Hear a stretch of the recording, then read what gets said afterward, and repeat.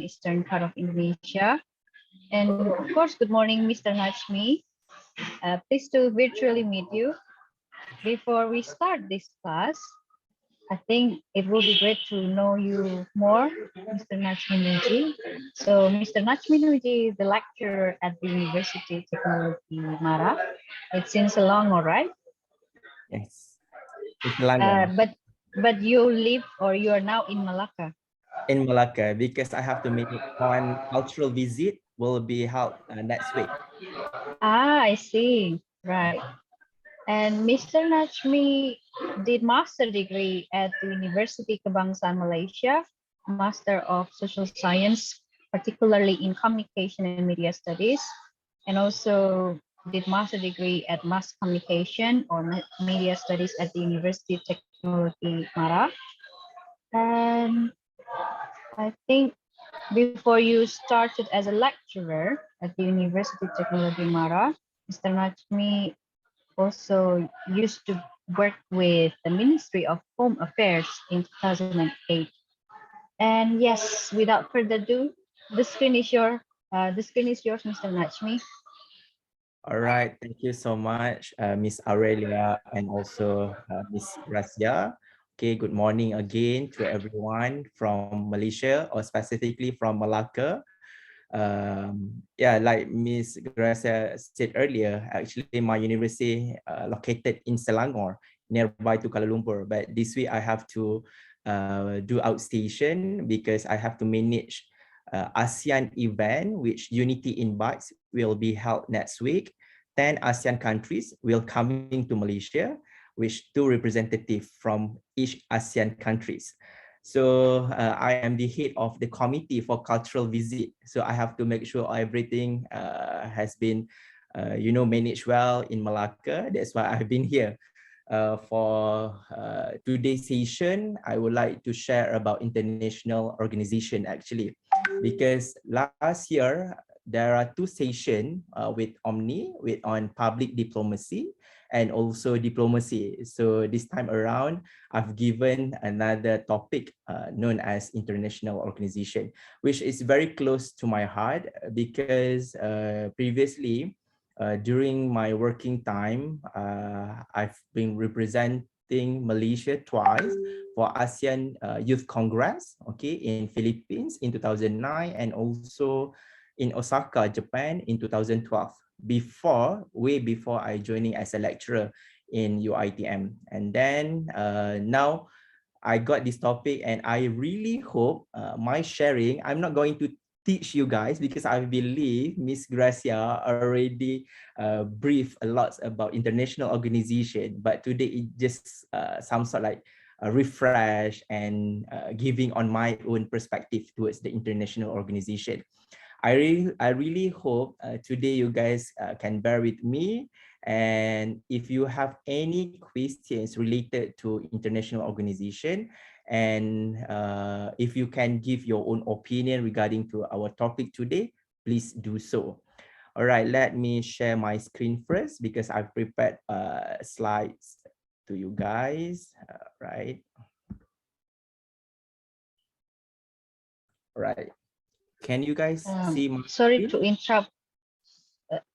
Yes, we can see it clearly, Mr. Najmi. Just a kind reminder, after the presentation, everyone can freely ask questions. If you have any question, you can write down your questions on the chat box or even just unmute yourself and introduce your name and just directly ask to Mr. Najmi. So yeah, please go ahead, Mr. Najmi. All right, thank you, Miss Gracia. Okay, I believe today will be so relaxation. Okay, no stress, no pressure, because it just only sharing session from the international perspective. And I believe some of you have interest to work with international organization, because in my faculty, even my ed students, now some of them already work with Wisma Putra or Ministry of Foreign Affairs in Malaysia. So through this topic actually on diplomacy, because my forte in my university is public relations in government and politics. So one of the subtopic in my subject is International Governmental Public Relations. Okay, but actually in our program we do have one subject known as International Public Relations, which have been taught by other lecturer. But it's okay. Today I try my best to share with you guys about international organization. Before I start on my lecture, I believe Miss Gracia already introduced about myself. This is my background, my first degree, and also my first master's and also second master's. And also I'm a part-time student as well. I did my PhD now in the National University of Malaysia.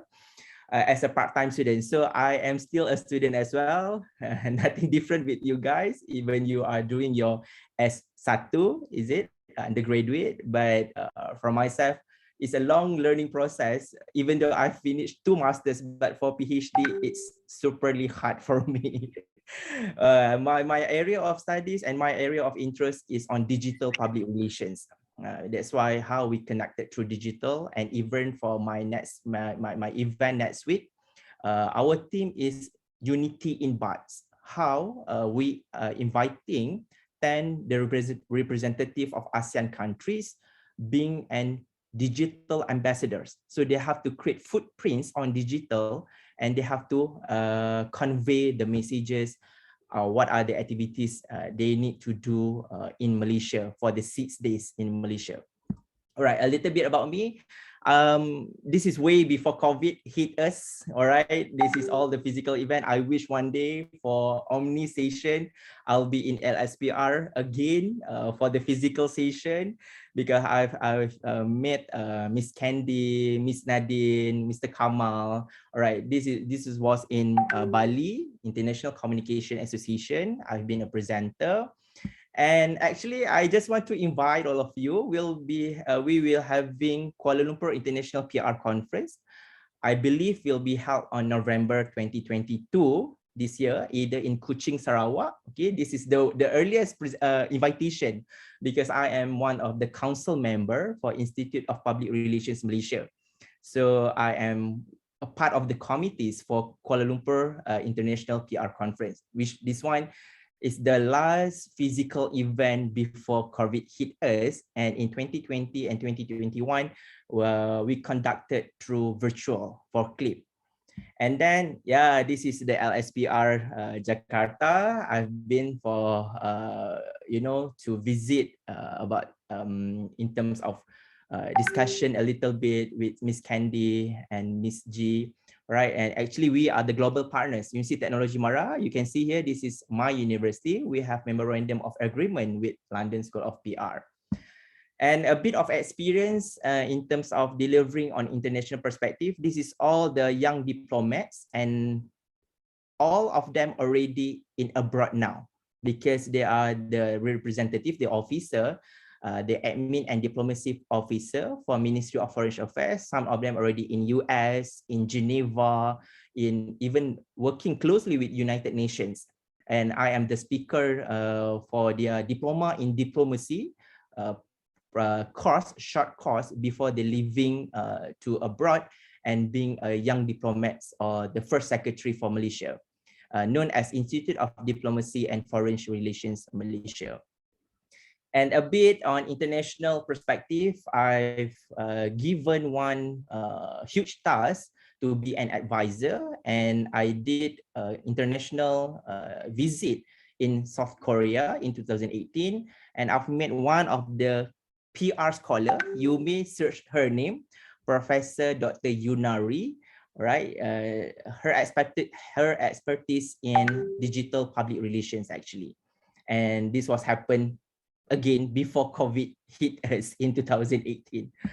And then like represent my university for ASEAN Summit in 2017, and also represent my university for Emerging Leaders Dialogue Asia in 2016, which has been involved with the Commonwealth countries. All right, enough about myself. Talking why I choose to share this kind of things, because you guys have opportunity, even though you are not working like directly with the international organization, but believe in yourself that one day you can involve in any other international institution or organization in order to participate and contribute the ideas that you can deliver to the society. So this is what was happened to me, even though I'm not working in international organizations, but I managed to work closely with some of international organizations so that we can share our expertise and also exchange the knowledge. All right, back to our business today. On our sharings agenda, I think it's very simple and straightforward because we just only not so much time, on perhaps 1 hour and 1 hour and a half. And I will share on definitions of international organization, just more on refresh. I believe you already have the idea of the definitions and the concept of international organization. And also examples, few examples of international organization. And also, I believe you want to know what are the roles and the functions of international organization. If, let's say, one day you will be a part of international organization or working closely with international organization. And I've chose 2 case study to share today on education and health. Okay, we'll see which country that I'll try to deliver to you guys to convey about the case study on education and also on health. Please wait and bear with me until the end of the session. And last but not least will be the conclusion. Okay, there are only 6 agendas today. Okay, and like I said earlier, this is a more on sharing session. I believe every reading material will have a different perspective, but after all, it's more focusing on international organization and how it operates in terms of delivering the good messages towards the society. The most important part, international organization will be associated with the global society, and also how this organization can boost or enhance a good living around the world and on globally. All right, let's go for the first one, our first subtopic today on definitions. As you can see here, I've taken most of the references from one of the scholar known as Kant's. Okay, what he's mentioned here on definitions are unions of states or their agencies, of non-governmental organizations, okay, ethnic communities, and private individuals from various states, which when we talk about international, it cannot be like on local or the domestic people, must have including from the different part of the world, because it's considered the representative of the countries. That's why it's from the various states. And these unions aim at achieving common objective. What are the objectives in various spheres like political? Because you know, like politics is we discuss about politics it's will take like whole day, like 24/7. We talk about politics, but politics should be involved with international organization, because in Malaysia now we have I can reveal this, we have a very unstable political situation in Malaysia. Okay, within these 4 years we have 3 prime ministers. Can you imagine that? Within 4 years, almost 5 years, we have 3 prime ministers. So I think around the world already know about the instability in terms of politics in Malaysia. So international organization is very important in order to make sure all these things can be managed well, all right, especially for the people. And also economic, when we talk about instability of politics, obviously it will involve with economic situation. Like recently, I went to Bangkok last week. I have one of the program with Chulalongkorn University, and the currency of Malaysia is, for me, is very bad. Even I just went to Bangkok, it's just a nearby, it's just our neighborhood country, but the difference in terms of currency is quite bad for Malaysia ringgit. All right. And also international organization also involve with social. This is the most important elements in international organization, which you involve with social, socio-economic, people, all right, cultural, and also scientific. So all these elements, international organizations involve directly in order to enhance the society and represent the primary form of international cooperation. Whatever it is, we need to cooperate to each other. Even though you are in Indonesia, myself in Malaysia, and also some people in Bangkok or in any other world of country, in other countries in the world, but we have to cooperate when we talk about international organizations, because that's why this is very important to have this kind of organization, just for us to speak with the same language, just for us to have same aspiration to enhance the society in a global perspective.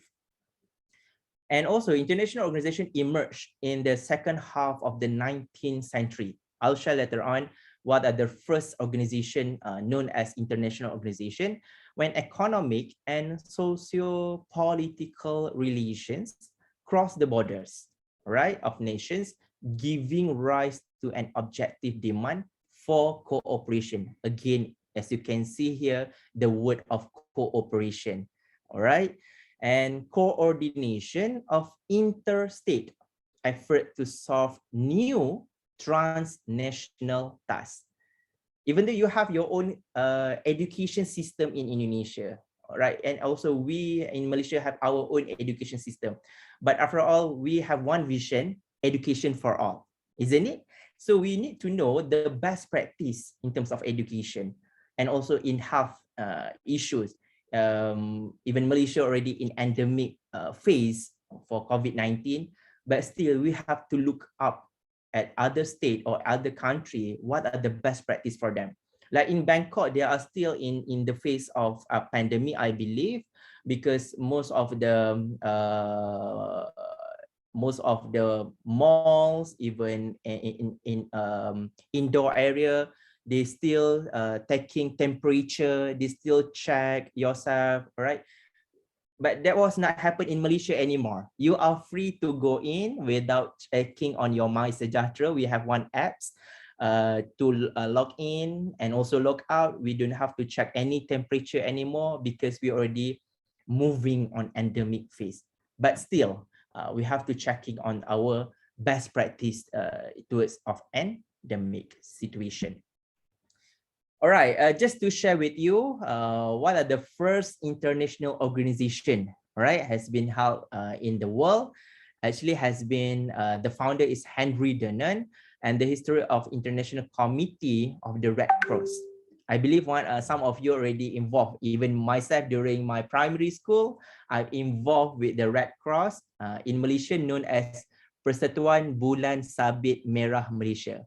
Is in Malay terms, PBSM. Like you are learning how to, give emergency, like doing CPR. So this kind of organization, like as we can see how important in terms of giving emergency rescue to the people. So the first international organization or non-governmental organization where the Red Cross was held in 1863, right? Founded by Swiss Henry Dunant. And then the second one is the first international intergovernmental organization was the Universal Postal Union, right? Founded in 1874 in order to provide organization and functioning of the International Postal Service since 1878, the World Postal Union. All right. That's why we in communication background, if people can talk like you just in communication, like institution or your first degree or your masters, but communication is the key of everything. All right. During pandemic, how you create messages, how you convey to the people, how you customize messages towards the targeted audiences, right? So that's why one of the first international intergovernmental organization related to the communication, just to deliver information to other people around the world or in other side of the state of the country. And then as we can see here, we have World Trade Organization, right? We have the World Conservation, right? We have United Nations, we have ICRC, right? UNIDROIT, OECD, Amnesty International, Mercy Malaysia. Okay, this is one of the non-governmental organization more focusing on humanitarian. I believe some of you already know about Mercy Malaysia, because if there is any conflict or crisis related to humanitarian, Mercy Malaysia will sending their mission, right, just to assist other country. And they are more focusing on abroad cases and abroad crisis in terms of like represent Malaysia. Because as a government servant, it's very hard for us to sending our officer. We will, because we already have like diplomats in other countries. But as and from the non-governmental organization perspective, Mercy Malaysia will taking care. And Mercy Malaysia, one of the well-known non-governmental organization around the world. And also in Indonesia, will be held in November, right? G20 Indonesia 2022. One of the main agenda, as you can see, a lots of program related with G20 Indonesia will be held on November, I believe, in Bali, isn't it? So talking about economic and also how to improvise after the pandemic situation.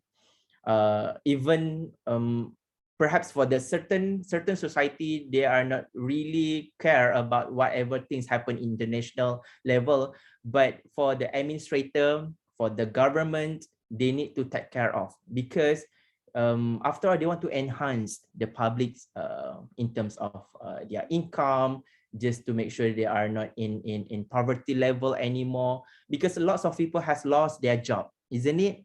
Especially during pandemic. So this is where perhaps the government can show to the world what are their facilities, and they can invite in terms of the foreign investors to come into Indonesia, and also to bring up what kind of issues that they can solve together. All right. So I believe you guys can search all this information later on.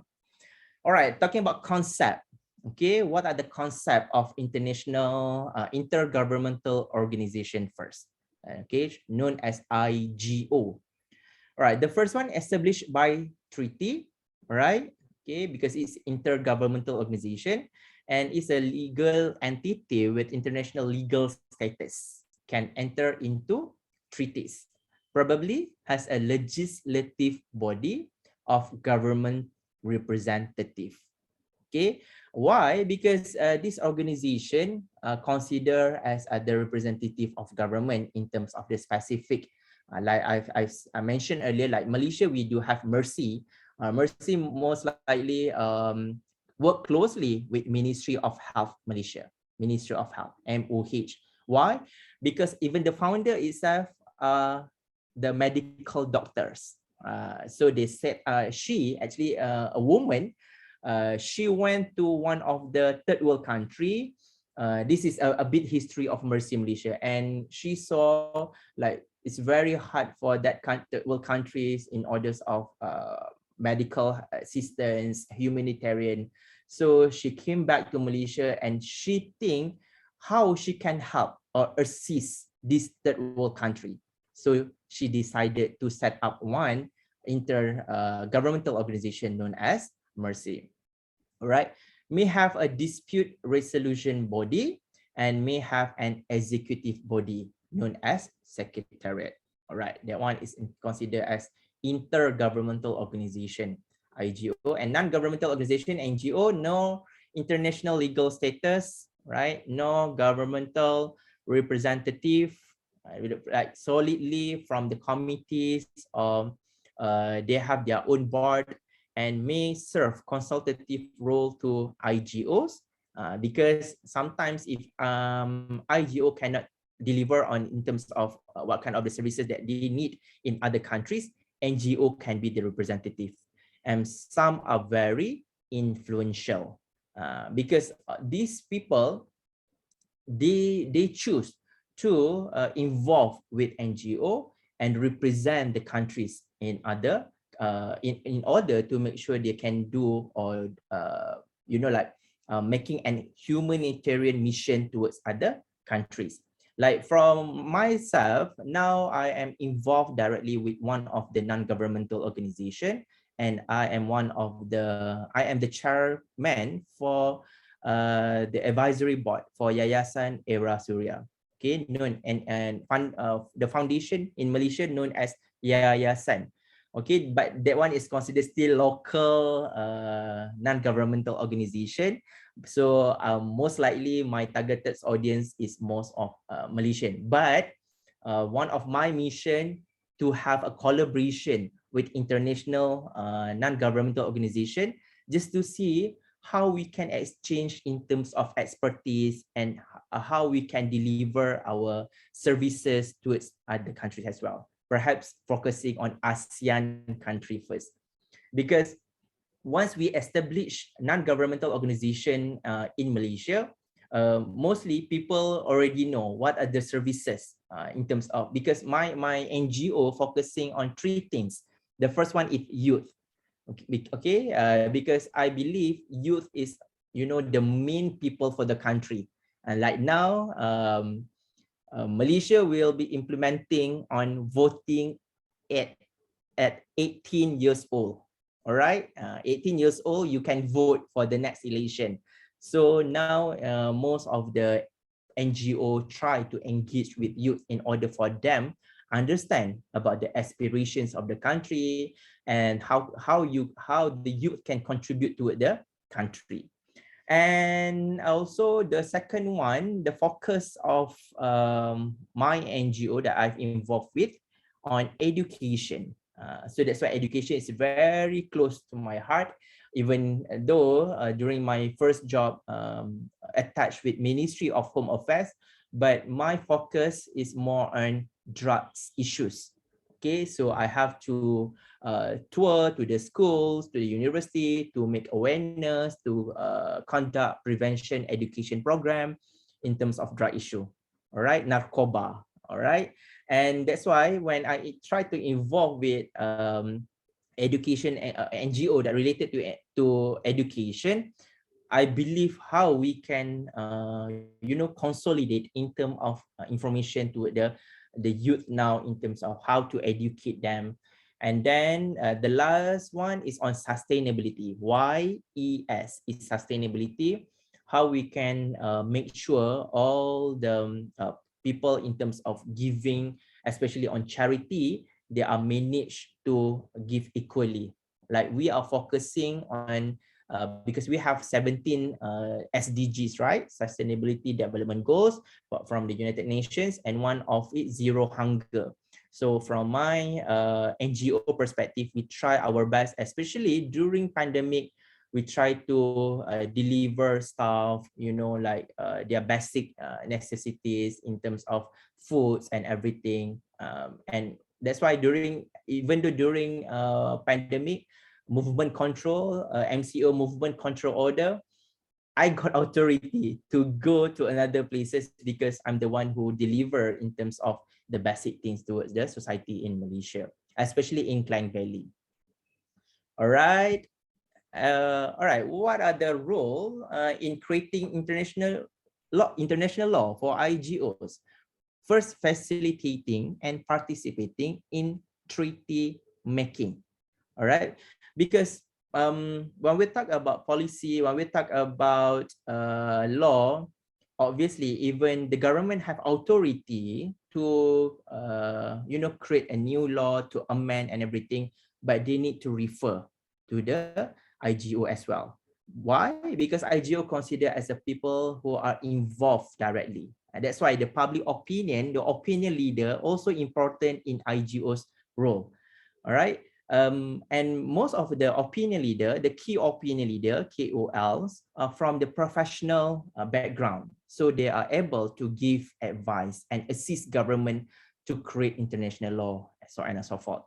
And also producing soft law via non-treaty obligations from resolutions, declarations, and etc. As you can see during the meeting, if we can't to create a new law or new procedure or blueprint, perhaps they will create one resolutions just to make sure that the resolutions can be achieved. Okay, after the meeting, and then they have to make an evaluation either the resolutions can achieve their objective or not. And also declarations, all right? We have United Nations declarations and everything related to IGO's rules. All right, I've showed this one. Okay, type of international organization. Okay, we have in terms of geographical range and also international organization. The first one, all right, on global perspective, we do have United Nations. I believe most of you already heard about United Nations. And then International Labour Organization, ILO, and then Food and Agricultural Organization. Now, as you can see, a lot has been reporting on the news. The world will having a crisis in terms of food. Right, this is the time for us to, to make sure you have your own saving, how to produce your own food and everything, because the crisis is so real at the certain part of the world. I believe in Indonesia or Malaysia, we still have reached out in terms of food. But for the certain countries, like has been discussed in United Nations, it's very hard for them even to find a food. And for regional, we do have ASEAN, one of the well-known international organization, European Union, Africa Union, and for the sub-regional, as you can see, East African Community, West Nordic Council, Arab Maghreb Union, and the purpose of international organization. For the multi-purpose, obviously United Nations would have a multi-purpose, and also European Union also have multi-purpose. Single purpose like Nuclear Energy Agency, just focusing on nuclear issue. And the last one, International Organization for Migration, OIM, or known as OIM. Okay, this is sourced based on the Carnes et al. In 2010 from the his book as well. All right, now is everything okay? Everyone still with me, or you have? Let me see on the chat first. Mr. Najmi, can we have another 10 minutes for your presentation so the students can have more interaction with you? Sure, can. It's my pleasure. All right, anytime you just can stop me, or you can raise up your hand virtually so that I can stop and we can communicate. All right. Okay, let me explain a little bit on G20, a strategic multilateral platform. I've tried to bring back in Indonesia perspective, the world's major developed and emerging economies, like I said earlier. What are the G20 itself hold a strategic role in securing future global economic growth and prosperity. Hopefully, during the G20 held in Indonesia, everything will be in order. And the members represent more than 80% of world GDP. It's a world, it's not regional, it's a world GDP, 75% of international trade, and 60% of the world population. All right, actually, the G20 was formed in 1999, right, with the aim of discussing policies in order to achieve international financial stability. All right, so you can see now how important our country, our government to involve with international organizations. All right, because this is the part of how they can think and solve the problem together. Like in definition itself, how you can cooperate with other nations in order to solve the problem. Okay, this forum was formed as an effort to find a solution to the global economic conditions hit by the global financial crisis in 1997. During that time, I'm just in primary school. I believe some of you was not born yet, even in 1997, but already in primary school, by involving middle-income countries and having systemic economic influence, including Indonesia. So perhaps some of you already blur what is G20. You may find further info in terms of what are the focusing on G20. All right, now we go to on global perspective a bit. The largest universal organizations taking an appreciable and essential part in the process of globalization. First and foremost, like I mentioned earlier, United Nations. Okay, the second one, World Meteorological Organization. This is more on the climate change. All right, the global warming. Even in Malaysia now, it's very hot. It can achieve until 38, 39 degrees sometimes. And suddenly it's just raining all days. You know, that's what called known as a climate change. And World Health Organization, like we has been facing almost 3 years, okay, almost 3 years on during the pandemic. Even I wish I can visit other countries soon. We can travel again as usual, just because of the health issue and health problem. And now we have monkeypox, a lots of, you know, the new disease. So WHO have to manage this kind of information. And one more in terms of the largest universal organization is United Nations International Children Emergency Fund, or known as UNICEF. All right, we move to case study. All right, a little bit on case study. Like I said earlier, I've segregated into two. The first one on education, and the second one on health. All right, on education. Okay, let's watch together. Wait, I want to show to you one video. Let me stop sharing here.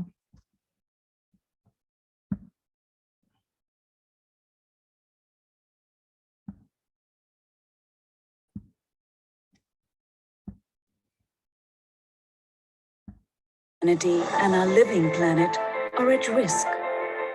We are at a turning point.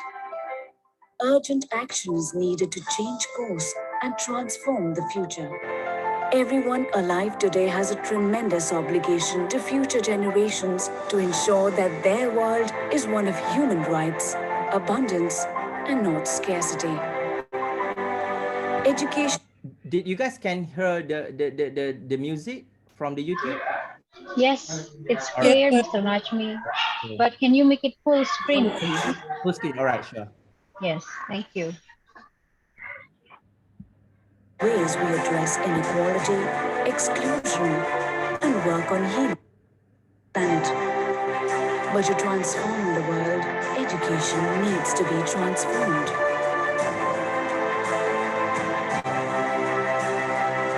UNESCO launched its Futures of Education initiative to bring the world together to reimagine how education can shape the future. Despite the urgency of action and in conditions of great uncertainty, we have reason to be full of hope. Education can help us make a peaceful, just, and sustainable world. For this, we need to renew education by asking, what that we do now should be continued, what should be abandoned, and what needs to be invented afresh. A new social contract for education needs to be built. Collectively, we must strengthen education as a global common good. Let's all work together in our communities and across the world to ensure that education best supports our shared futures.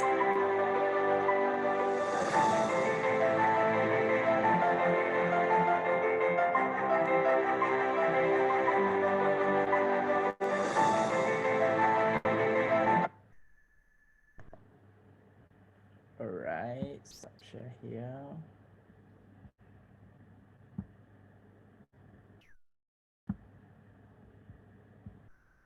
All right, as you can see, how the video talking about education has been produced by UNESCO, credited to UNESCO.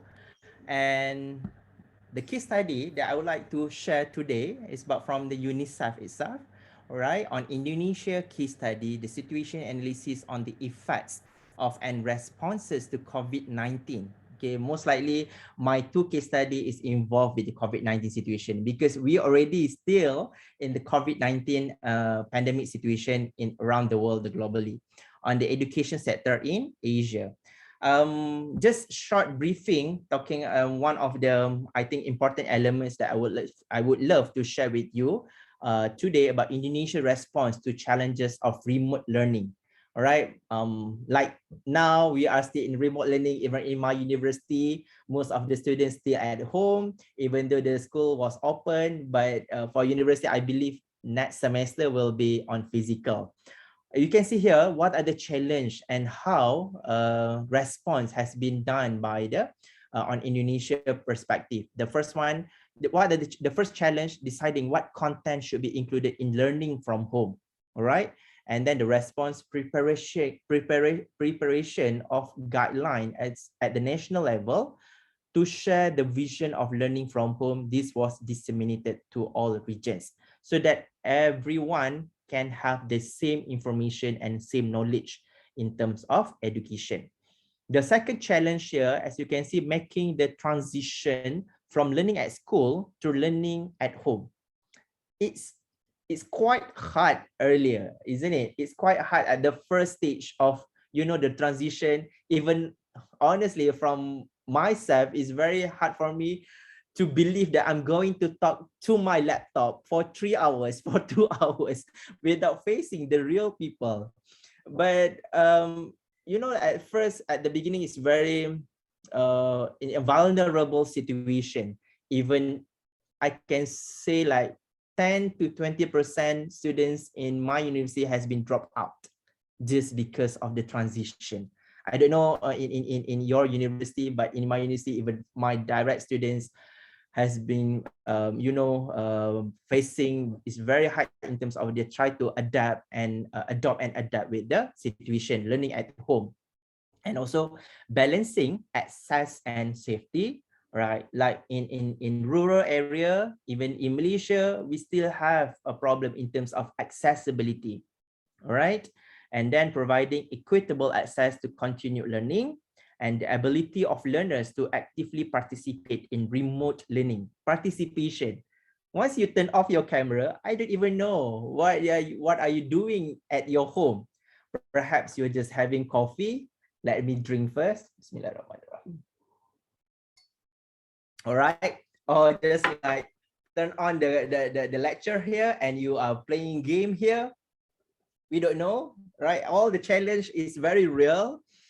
And also managing the high expectations for teachers, like lecturers.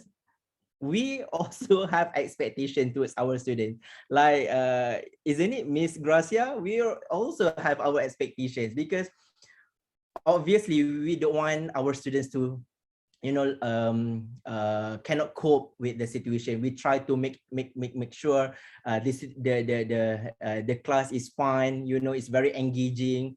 But after all, it cannot be from one side effort. It need to be from both sides. Okay. And then monitoring and coordinating the implementation response have been a huge challenge, leading to gaps in knowledge of the reality on the ground and inconsistent level of support. After all, even you guys are still attached with the university, attached with your kuliah, with your classes, but you are at home. Obviously, you need support from your family, from your siblings, from the people surrounding you. All right, so this is how Indonesia responds here. You can see from the risk ratings to classify school by safety levels. From my reading here, this is very good response and very good reports from Indonesia perspective, like provision of devices and internet data. All right, offline learning materials, home visits, okay, has been done by the teachers, flexibility in use of school funds to address equity issues such as additional resources for disabled children. Training for teachers on how to motivate students, not just only to motivate students, teacher also need motivation, to talk in front of the laptop. We have to like be sane all the time. If not like this, I just like in the room talking to my laptop without facing or seeing any physical people. And this was mainly delivered online, so did not reach all teachers. Support to parents on supporting children at home. Training was provided online. Obviously, until now, I still attended for online training. And regions were responsible for funding and organizing decentralized training, peer sharing portal developed for teachers to share best practices. Even in my university, we have to, checking on our capability. So we have to rate ourselves from 1 to 10. You are in which level? Are you well versed in terms of managing digital? Are you well versed in terms of managing of technology? Are you well versed in terms of managing online portal? You know, like you have to rate. It's very it's very hard situation for senior lecturers, especially because they have to cope with the situation. I'm talking about Malaysia perspective as well. And also the last one, decentralized levels of government are expected to submit weekly updates on implementation, which created a dashboard, average response rates by schools of 50%, very little real-time data, and none by teacher or student. Right? You can see here the 3 phases of schools reopening in Indonesia has been reported through UNESCO. This report is very important, all right, just to show from the international organization also really taking care of the nation on one specific country. The first one prior to opening, and the second one reopening process, and the third one is schools reopen. The 4 dimension of analysis of effects, access to, and participation in learning. All right. Obviously, if you don't have accessibility, if you don't have gadget, talking about gadget as well, not everyone have capability or afford to have their own laptop. Even one family just only have one laptop, have to share from the different from the brother in university, the sister in the high school, and another sister in the primary school, and they have to share with one device. So you have to be so thankful if you have your own device. My point. All right, self operations, because after all, it's about yourself. Like, wake up in the morning, turn on your laptop, and try to listen on the lectures. But also we have to see the health and well-being and protection. Mental health is everything now. Mental health. Okay, not everyone can cope with the situation. So if you are sane now, please be thankful as well. All right. And the last one is finance. Obviously, this is a most affected in every family or in every citizen around the world, not just only in Indonesia or in Malaysia, but around the world. All right, that one, I just share a little bit findings. I can share later on the full report by UNICEF, all right? And then another video that I would like to share about health perspective on the case study on health perspective. Let me share the video first.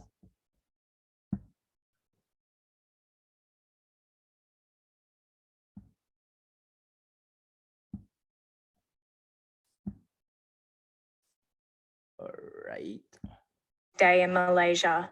Plunged back into total lockdown, this is the second time businesses have shut their doors and people have been told to stay home in over a year.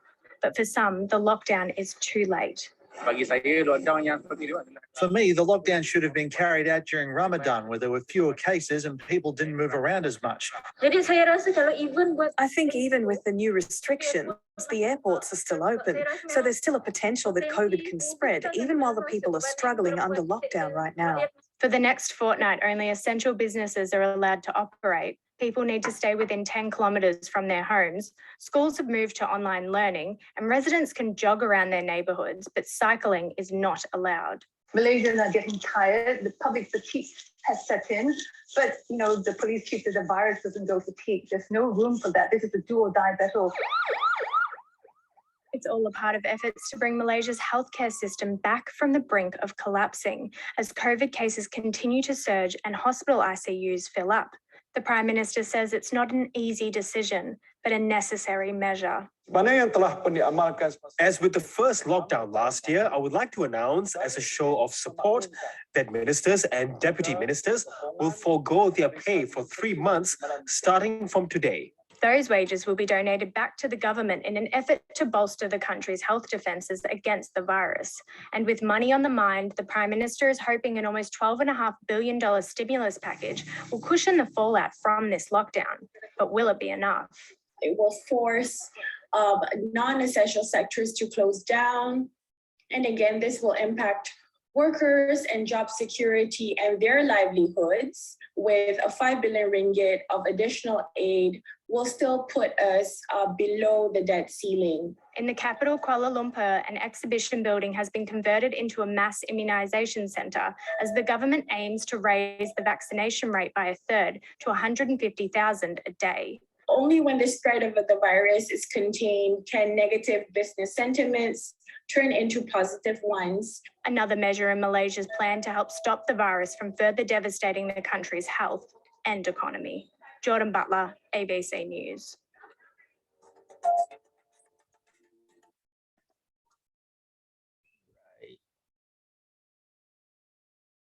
So this one on Malaysia perspective, I would love to share about how Malaysia has been facing in terms of the case study of health. This is also the report from the World Health Organization, also one of the international, well-known international organization. Malaysia, strong preparedness and leadership for a successful COVID-19 response. Emergency preparedness combined with rapid and robust health security measures facilitated a systematic and informed response to COVID-19 in Malaysia. Okay, this report has been submitted to the World Health Organization. Right, the few findings also I would like to share today with you guys, the phases of MCO in Malaysia. Like we have few phases, at least actually we have 4 phases like MCO, Movement Control Order phase 1 until Movement Control Order phase 4. And also the recovery, okay, the RMCO and end of MCO. Right, you can see here the border management, where, who, special movement, business services. This is all the models has been used by Malaysia to deliver to their public. What are the do's and the don'ts? Right, the first during the first phase, just to control and contain, you know, the spread of the COVID-19. Until the EMCO within 2 weeks. You can see here the date from 18 until 31st of March, April, May, June, December. This was happened in 2020, right? Like most of the time we just stay at home, all right? I think it's just same like you guys as well. And specific area closure of the MCO area, intra-EMCO movement not allowed, and it's 24 hours curfew and total closure. And also the timeline of major World Health Organization and United Nations partner RIKI activities during COVID-19. The pre-MCO, you can see here, the development of RCCE plan, response plans, delivered media trainings. That's how communication and media involved directly with international organizations just to deliver all the messages towards the society. Establish UN, okay, engage religious authorities, also important because most of the mosques need to close, all right, all the religion activities need to stop.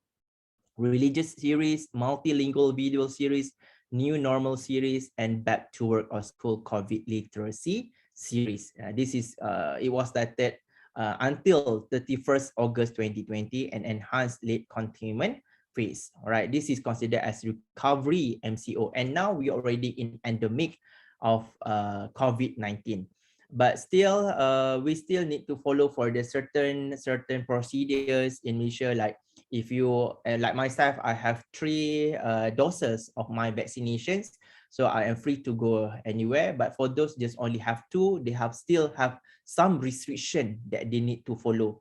And also for the kids vaccination program, it was started last January until May 2021, and now it already stopped. And for parents who want to give vaccination to their kids, they need to pay already because the government Malaysia has changed in terms of the policies. All right, I think we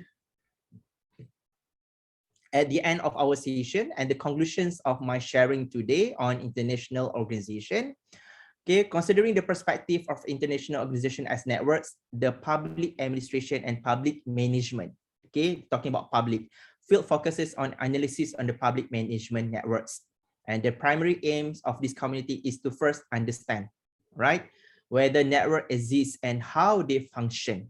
by Mandel, 1988. And second one, how network managers can successfully manage this and what competence and skills are needed for this purpose in terms of international organization, and also how they manage on the public administration and public management by Gage and Mandel.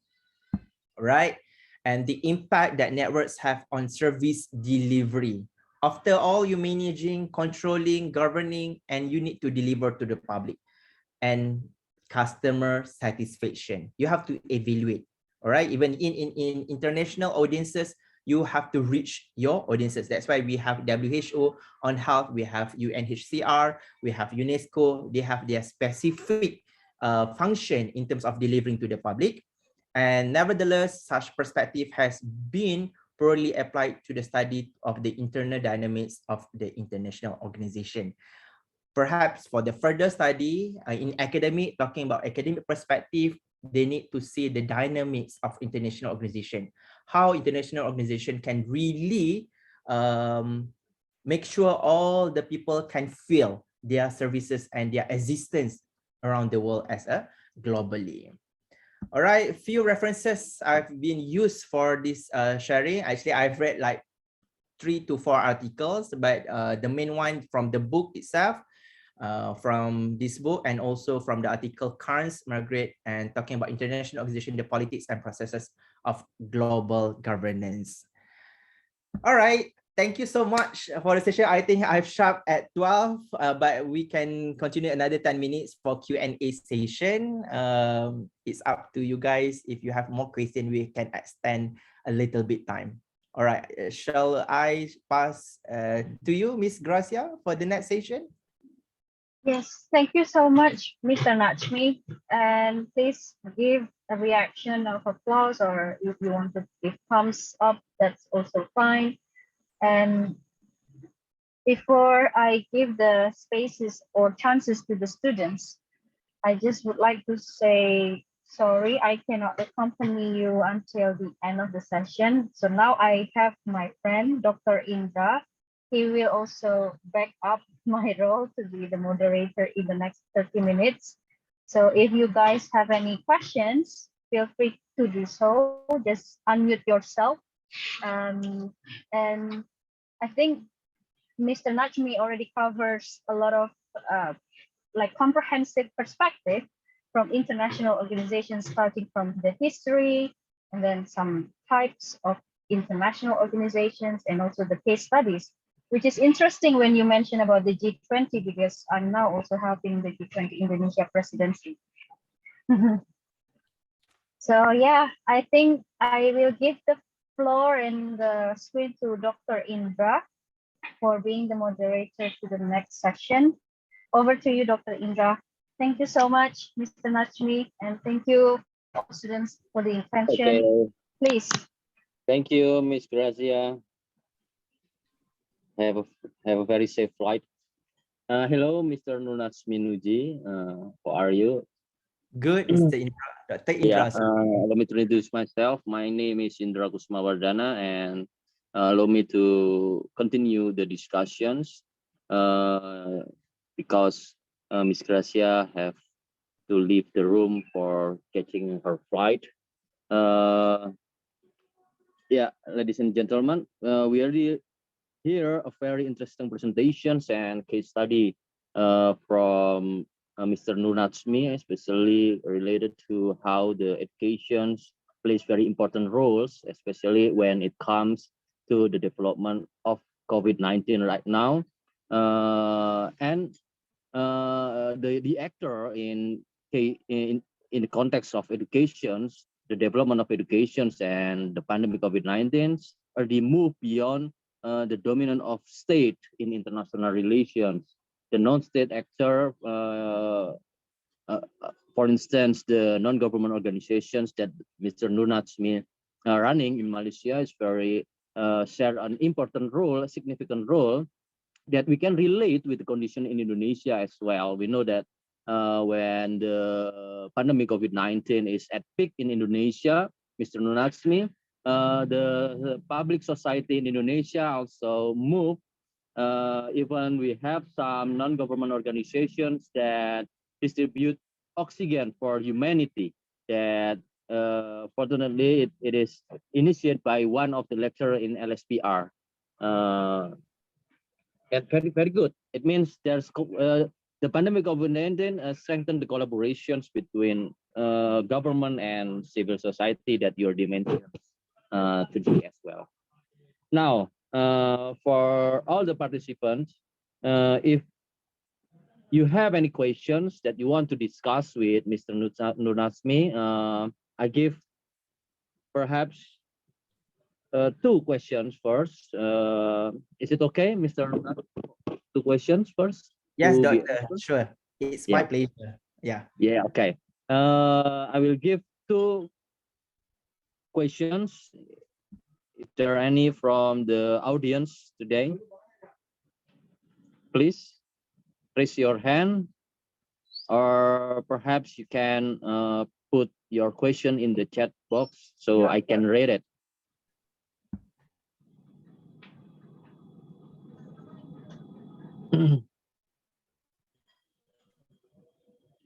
I think the audience needs some time to think about the questions, Mr. Nasmi. Just for waiting them to say that, or maybe it is clear enough for them. But I have some questions that I want to ask regarding your presentations today, because I'm really interested with the model that you show us, the way the Malaysian government manage the mobilizations of people in Malaysia. Yeah. And my question is, how difficult for the Malaysian government to make the Malaysian people understand that it is necessary to do as that model said? Yeah, how difficult? Can you share some experience when you actively engage in that situations? Is it difficult for the Malaysian government to make the people in Malaysia, or our friends or brother in Malaysia, understand that it is necessary to follow this model because we have to deal with these situations together, something like that? All right, Dr. Indra, very clear question. I believe this is more on my own experience and also how Malaysia government handle this kind of situation. Firstly, I would like to touch a little bit on the political situation, because in February 2020, actually we just changed our, the transition of the ruling government from this party to another party. So during that time, it's a very hard situation for Malaysia, because we don't have prime minister yet during that time. Even the COVID-19 already spreading around Malaysia. And in March 2020, we have one prime minister known as Tan Sri Muhyiddin Yassin. So starting from that, we have daily reporting through media, daily press conferences, like every day from the Ministry of Health and also the National Council Security, Majlis Keselamatan Negara, just to show the numbers of COVID-19 people has been affected, like every day without fail. I think that one considered as the longest press conferences happen in Malaysia from the National Security and Ministry of Health. All right, talking about how to control and managing and how to make sure my friends here, Malaysian citizens, are able to follow the model and the instruction by the government. I believe Malaysia government do some segregation of the power. Okay, they give authority towards the organization, such as, for example, like me working attached with university, and my university attached with Ministry of Higher Education. So all the communication and all the information that need to be delivered by the Malaysia government, all the circular and order through letter will be coming through my email. So by hook or by crook, we as a workers, we have employees of the organization. We have to follow the instructions. If not, you will be in punish. In terms of creating awareness, yes. lots of campaigns, lots of through media, through printed media, digital media, through social media has been spread around from the government side. But we have to do implementation in terms of what we call the if you are not following this instruction, you will be punished. So this is something like how the government Malaysia apply, okay, in terms of enforcement. That the right word, enforcement. All right, because without enforcement, like being a human, you are born to against the rules, isn't it? But if you are scared in terms of your job security, in terms of if you have been caught by the police, you will lose your job. So this kind of enforcement, I believe, more controlling in terms of Malaysia situation. That's why if you want to go on the road, even you need to have a letter. All right, like myself, because I'm involved with non-governmental organization. Few times I've been blocked by the police on the road for the roadblock checking. So I can see a lot of cars without letter has been suspended there. But for myself, because I have legit letter, as I am one of the humanitarian mission through my NGO, and I have been allowed to pass the road. So campaign, awareness, and also enforcement is the way how they can implement this model. That's my answer to you, Dr. Indra. I hope I am answering your question, Dr. Indra. Yeah, your answer is very clear. Thank you very much, Mr. Nunasmi. I agree. I'm quite agree with you that we need enforcement in this kind of situations. We know that some countries in Southeast Asia even use their military instrument to immobilize their citizens to prevent the spread of COVID-19. And that's the reason why I'm interested to ask about how the Malaysian governments deal with these situations, because we know that the failure to maintain communications and public relations to the people in this kind of situations will create confusing situations, right? True. Yeah, it will confuse the people. Especially we know that today we live in a world where the informations came from outside our country, inside from our country. Everybody, making informations for everybody. True. And it can make chaos sometimes. Yeah. Okay. True. Especially on social media, because a lot of people try to deliver on their stand, and they are not giving the legit information, and some people just like directly believe on whatever they read on the social media. That's what we call as fake news. It's very hard to control actually in Malaysia as well. Fake news.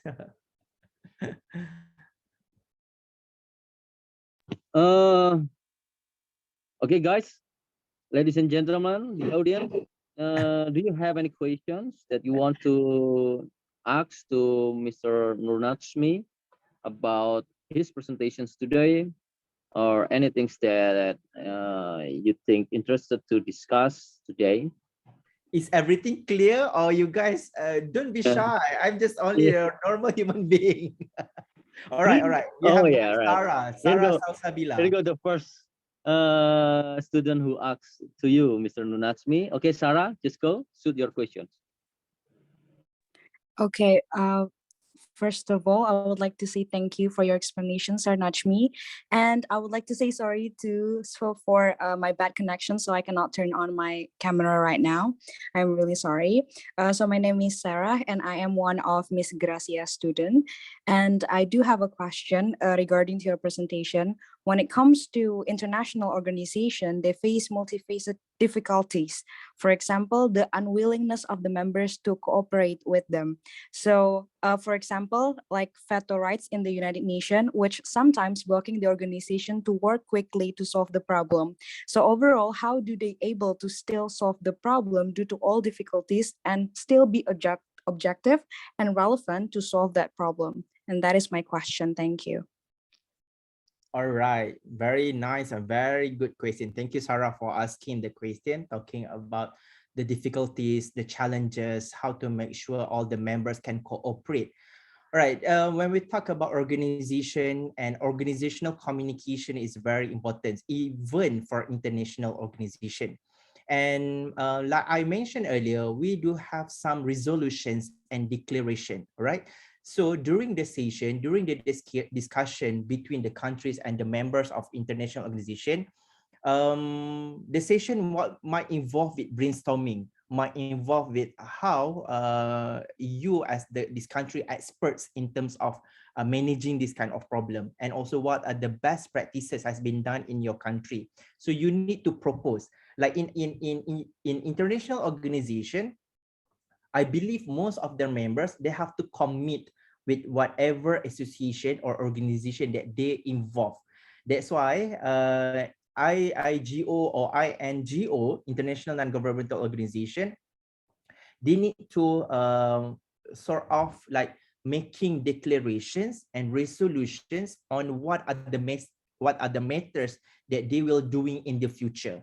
All right, because if they are not involved or they are not committed with has been declared by them during the discussion and during the session, I believe all the members will give pressure to them. All right, because we're talking about international organization, it's not just only like regional problem. It will be a worldwide issue. It will be the global issue. So as a country or as a representative of our respective country, we have to show our commitment, right? Through declarations and resolutions, I believe they have to put so much efforts in terms of answering or make sure all the issues can be solved through their own procedures, and also they have to following whatever has been promised during the international organization session. That's why they have so much meetings and they have annual meetings just to make sure that everything is in order and everything can be managed by the, we have the president, we have the secretary, just to follow up either this respective country really fulfill whatever has been mentioned by them during the session.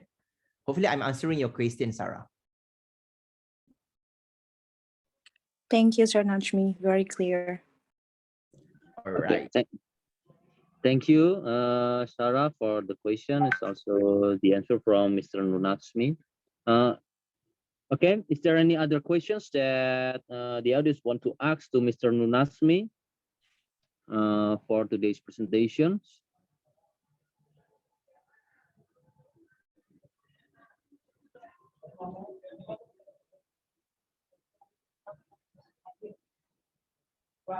No, not yet. No, not yet.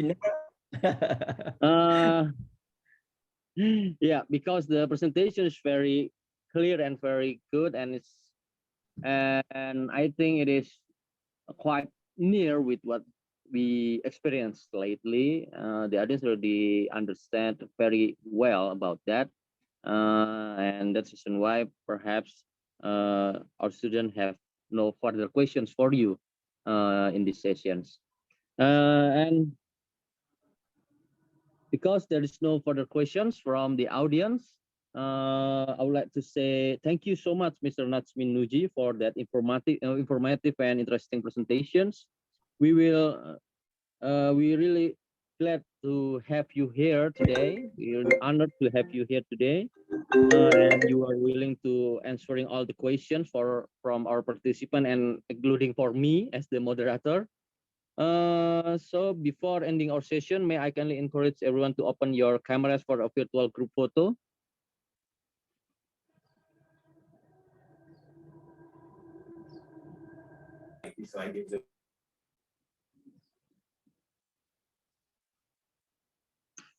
Okay, can I get any help from Mr. Joseph or So I will help with the others from academics to do the documentation? Yes, I will do the documentations. So please everyone yeah, now from open Aurelia? Yes, sir. Please open your camera. We have 4 screens here, so please hold your smile. And I will start with the first screen. Please smile. 1, 2, 3. All right, just a moment. The process, breathing up phase, And then Proceed to the second and then screen. this is the steps. Okay, You in do one, next steps also. three. Related to the crisis communication. And finally, I have the challenge is here All actually. right.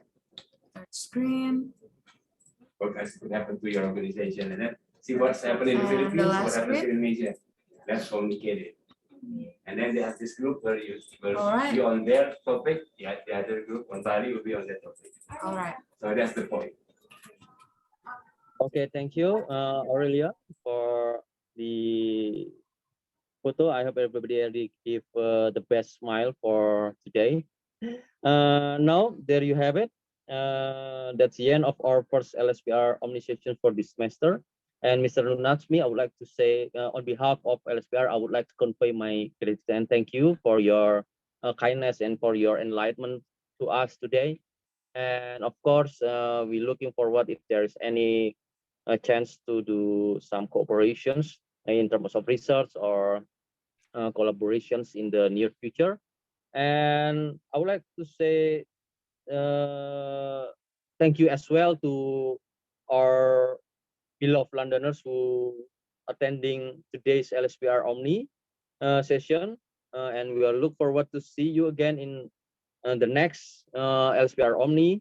And for more information about the schedule and topics of LSPR Omni, please visit our Instagram account at lspr.international or register online at tinyurl.com/lspromni 2022. Stay healthy and stay safe and have a nice day, everyone. I will give back the floor to Miss Aurelia. Thank you very much. All right, thank you so much, Mr. Najmi, and thank you so much, Mr. Indra, for the moderator for today. And thank you so much for our beloved Londoners for attending the Omni sessions. So hope we can meet in another sessions. Thank you.